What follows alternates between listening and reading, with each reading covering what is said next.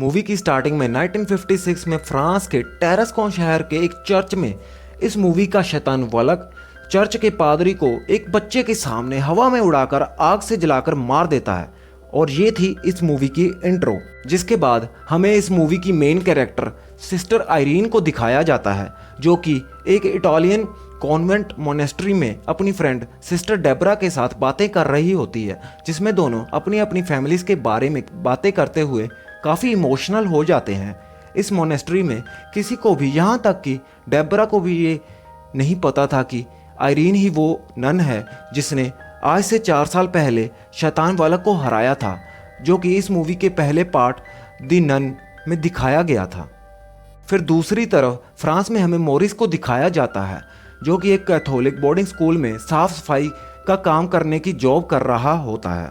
और इस स्कूल में पढ़ाने वाली टीचर केट और उसकी बेटी सोफी उसके काफ़ी अच्छे दोस्त बन गए हैं। बट स्कूल में सोफी की क्लास की 3-4 लड़कियां होती हैं जो हमेशा उसे अलग अलग तरीके से परेशान करती रहती हैं। फिर एक दिन एक डिलीवरी गर्ल मोरिस के पास उसका कुछ सामान डिलीवर करने आती है। जहां वो मोरिस को पोजेस्ड देखकर वहां से भागने लगती है तो मोरिस उसे बहुत बुरी तरीके से मार देता है। और यहाँ हमें पता लगता है कि मोरिस किसी शैतान के वश में है। दूसरी तरफ इटालियन मोनेस्ट्री में आयरीन को मोरिस का विजन आता है और एक लोकल पादरी आकर उसे यूरोप में हो रही कई लोगों की मौत के पैटर्न के बारे में बताता है और बताता है कि ये सब वही शैतान वलक कर रहा है। और चर्च ने इस सब का पता लगाने के लिए सिस्टर आयरीन को चुना है, क्योंकि अब वो अकेली ही बची है जिसने उस शैतान को पहले भी हराया है, जिससे डेबरा को भी आयरीन की पूरी सच्चाई के बारे में पता चल जाता है। फिर सिस्टर आयरीन ट्रेन में फ्रांस के लिए निकल जाती है, जहां डेबरा भी आयरीन के पीछे पीछे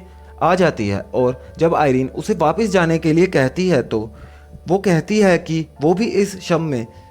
मदद करना चाहती है। दूसरी तरफ स्कूल में सोफी की क्लास की 3-4 लड़कियां जो हमेशा उसे बुली करती थी उसके साथ अच्छा बर्ताव करने का नाटक करने लग जाती हैं और अपने साथ खेलने का कह के उसे एक लॉक्ड रूम, जिसे मूवी में चैपल कहा गया है, में ले जाती हैं और कहती हैं कि वो एक खेल खेलेंगी जिसका नाम है शैतान का सामना, जिसमें वो सब सोफी को एक खिड़की के शीशे पर बने बकरे की आंखों में देखने के लिए कहती है और कहती है कि जब भी सूरज की रोशनी इस बकरे की आंखों पर पड़ती है तो ये आंखें लाल रंग की हो जाती हैं और चमकने लग जाती हैं।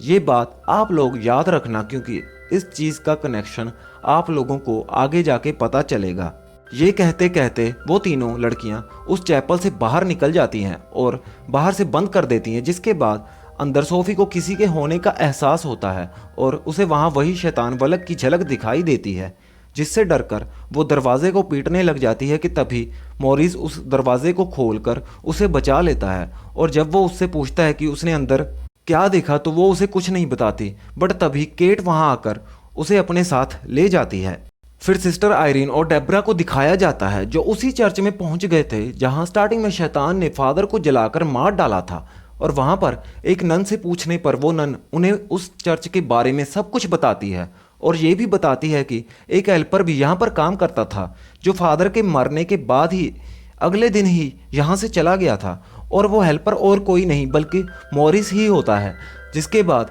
आयरीन डेबरा को एक फ्लैशबैक बताती है जिसमें जब मोरिस उसे उस शैतान से बचाता है तो वो शैतान खुद को मोरिस के अंदर ट्रांसफ़र कर लेता है, जिससे आयरीन को एहसास हो जाता है कि उस शैतान ने अब मोरिस को अपने वश में कर लिया है। फिर स्कूल का सीन दिखाया जाता है जिसमें सोफी अपनी मॉम को ढूंढते ढूंढते एक कमरे का दरवाज़ा खोलती है, जो खोलते ही उसे सामने वही शैतान वलक खड़ा दिखाई देता है, जिससे डरकर वो भागने लग जाती है कि तभी वहाँ उसकी मॉम आ जाती है। पर तभी सीन कट होके आयरीन को दिखाया जाता है जो एक होटल में रहने के लिए आई होती है कि तभी होटल के बाहर गली में उसे वही लड़का दिखाई देता है जिसके सामने मूवी की स्टार्टिंग में शैतान ने फादर को जलाकर मार दिया था। और वो लड़का बिना कुछ बताए ही वहाँ से भागने लगता है और आयरीन भी उसके पीछे पीछे भागती है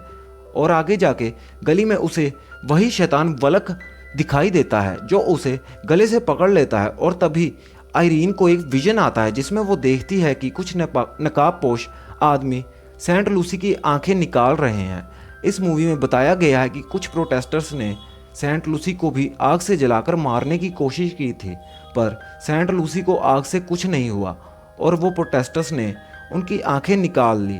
और आगे जाकर सेंट लूसी के वंशजों ने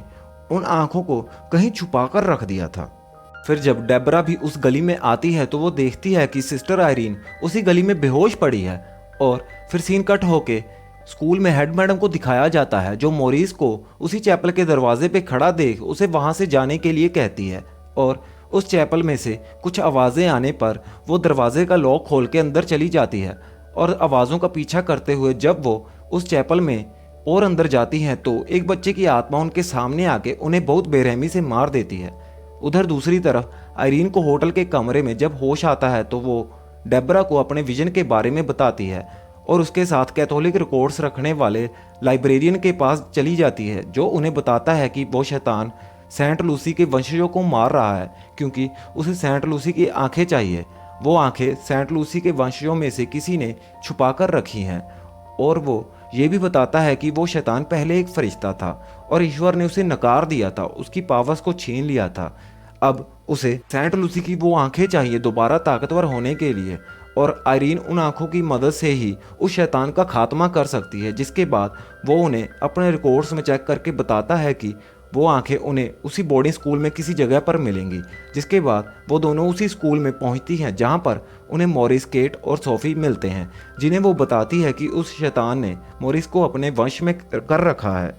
कि तभी मॉरिस पोजेस हो जाता है और उस चैपल की तरफ जाने लगता है, जिस पर आयरीन डेबरा के साथ मिलकर उसे रोकने लगती है तो वो दोनों को एक पंच मार के हवा में उड़ा देता है और उस चैपल की तरफ फिर से जाने लगता है। फिर आयरीन एक मंत्र बोलने लग जाती है जिससे मॉरिस वहीं जम जाता है और डेबरा पीछे से उसके सिर पर वार करके उसे बेहोश कर देती है और बांध देती है। फिर वो दोनों केट और सोफी के साथ उसी चैपल में जाती हैं और वहाँ सेंट लूसी की आंखों को ढूंढने लग जाती हैं।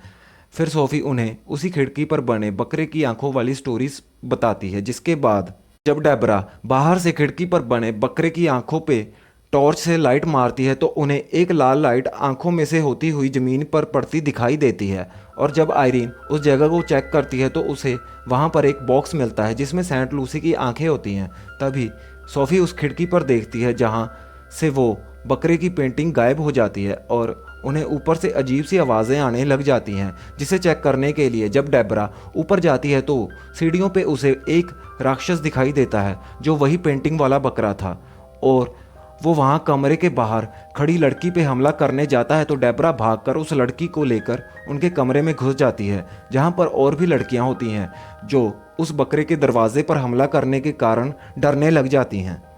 दूसरी तरफ मॉरिस भी खुद को छुड़ाकर चैपल में जाकर आयरीन पर हमला कर देता है कि तभी सोफी सेंट लूसी की आंखों वाले बॉक्स को उठाकर वहां से भाग जाती है और स्कूल की ऊपर वाली मंजिल पर एक कमरे में जाकर छुप जाती है, जहां मॉरिस भी उसके पीछे पीछे आ जाता है और उसे पकड़ लेता है। कि तभी सोफी उस बॉक्स को उसके सामने कर देती है जिससे वो कमज़ोर पड़ जाता है और सोफी को भागने का मौका मिल जाता है। कि तभी आयरीन वहां आकर सोफी से वो बॉक्स लेकर मॉरिस के आगे कर देती है और कुछ मंत्र बोलने लग जाती है जिससे मॉरिस की आंखों में से खून निकलने लग जाता है और वो वहीं बेहोश हो जाता है, जिससे आयरीन को लगता है कि शायद वो मर गया। पर तभी वो उठकर आयरीन से वो बॉक्स छीन लेता है और उस बॉक्स की पावर्स को अपने अंदर ट्रांसफ़र कर लेता है। जिसके बाद यहाँ पर वलक की एंट्री होती है और उसकी आंखों की जगह अब सेंट लूसी की आंखें थी,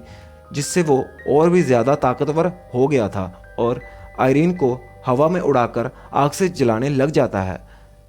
बट उसी समय आयरीन को एक विजन आता है जिसमें उसे पता चलता है कि उसकी माँ में भी सेंट लूसी की तरह दैवीय शक्तियाँ थी और वो खुद भी सेंट लूसी की वंशज होने की वजह से उसमें भी सेंट लूसी की शक्तियाँ हैं, जिसके कारण वो आग से नहीं जलती और खुद को वलक के चंगुल से छुड़ाकर आज़ाद हो जाती है और डेबरा के साथ मिलकर एक मंत्र पढ़ने लग जाती है, जिससे वहाँ पर पड़े वाइन के ड्रम फटने लग जाते हैं और सारी वाइन उस शैतान के ऊपर गिरती है, जिससे वो गलने लग जाता है और उसे आग लग जाती है और उस आग से उस शैतान वलक का खात्मा हो जाता है। उधर दूसरी तरफ केट और वो लड़कियां उस बकरे से बचती बचती उसी चैपल में आ जाती हैं, जहां वो देखती है कि उस खिड़की पर अब दोबारा उस बकरे की पेंटिंग आ गई है, जिससे पता चलता है कि वलक के मरने से वो बकरा भी वापस अपनी दुनिया में चला गया है और इस शैतान के मरने के बाद मॉरिस भी अब ठीक हो गया था। फिर मॉरिस आयरीन का धन्यवाद करते हुए सोफी और केट से माफ़ी मांगता है, कमरे के अंदर जाने लगता है, पर आयरीन उसे घूरते हुए ऐसे देखती है जैसे अभी सब कुछ ख़त्म नहीं हुआ है। इसके बाद पोस्ट क्रेडिट सीन में हमें द कंज्यूरिंग वाले एड वॉरेन और लॉरेन को दिखाया जाता है जो फ़ोन पे यस फादर गॉर्डन कहते हैं, और यहाँ पे ये मूवी ख़त्म हो जाती है। जैसा कि हमें पता है ये मूवी 1956 में बेस्ड है, और द कंज्यूरिंग जिसमें मॉरिस का वॉरेंस द्वारा एक्सोर्सिज्म किया गया था वो 1968 की कहानी थी। तो इसका मतलब है कि शायद हमें आगे दी नन 3 भी देखने को मिले जो शायद 1956 से 1968 के बीच जो घटनाएं हुई उस पर बेस्ड हो।